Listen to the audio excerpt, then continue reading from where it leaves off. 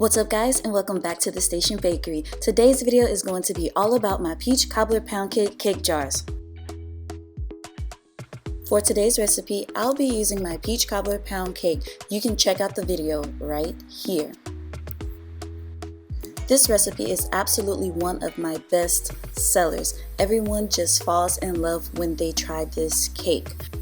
I am making 50 cake jars, so I am using 2 batches of my pound cake batter. So of course, if you are making less or more, you will need to adjust accordingly. These are the jars that I always use. They are 8 ounces and I will have them linked in the description below.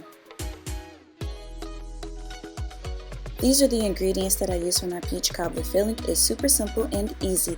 I am using canned peaches, but fresh peaches are also welcome. To see how I use fresh peaches to make my peach cobbler filling, check out my peach cobbler stuffed cinnamon roll video here. While the filling is cooking on the stove, I am prepping my jars. You want to make sure that you wash your jars down just to remove any fuzzies or anything that may be left over in the jars from the manufacturer. And just in case anyone was wondering, this is what 50 jars looks like. Now I am prepping to add my first layer inside of my cake jars.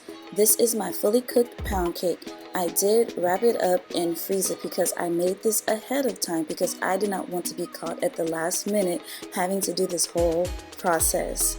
Of course, if you have the time or smaller orders, then you can make this fresh. I crumble up my cake, be able to easily get it inside of the jar and to make excellent layers. We all know that a beautiful cake jar consists of perfect layers, and this is how you get it. I am putting it in and then I'm using the tips of my fingers to just gently press it down. I am not compressing it so much as to lose the fluffiness of the cake, but I am compressing it enough just so I can have even perfect layers. This pound cake recipe is absolutely my favorite. It is so versatile and you can do so much to it to make so many different flavors. I also have another video where I showcase another technique that's not using jars but instead using plastic cups. You can check that out here.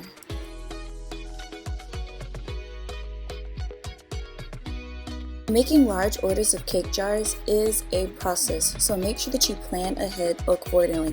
That is one of the reasons why I like to make my cake ahead of time.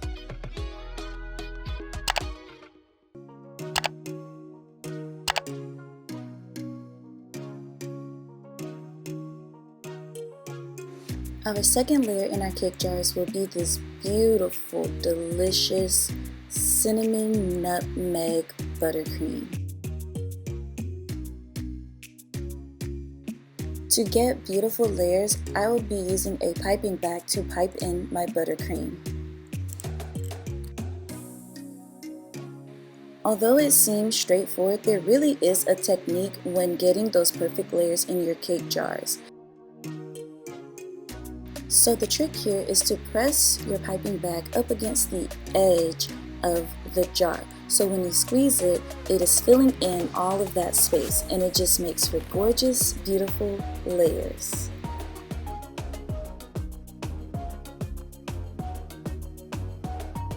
On my previous video, I had a few people asking me, how do you get the fruit inside of the jar? Well, this is the way. A few tips here. You want to make sure that your peaches or whatever fruit you're using are chopped up very finely so that they are able to fit through the hole of the piping bag. And using that same technique, we are going to press to the outer edges of the jar and squeeze to make those perfect layers. Another tip is to make sure that your filling is not too wet or runny because it will cause your buttercream to separate, or if you're putting a layer of cake on top, it will cause your cake to be very soggy. So you want to make sure that you find that perfect balance.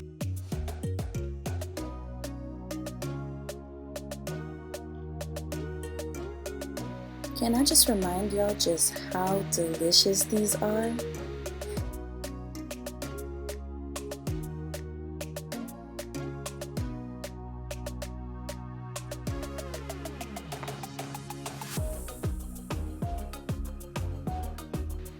Now I am topping it off with the final layer of pound cake.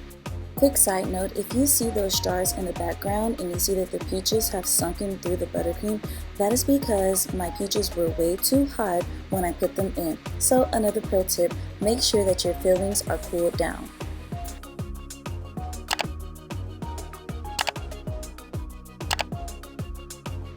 You might notice that I don't fill my cake jars all the way up to the top. This is because personally, I don't like to receive a cake jar where all of the cake and things are caked onto the top.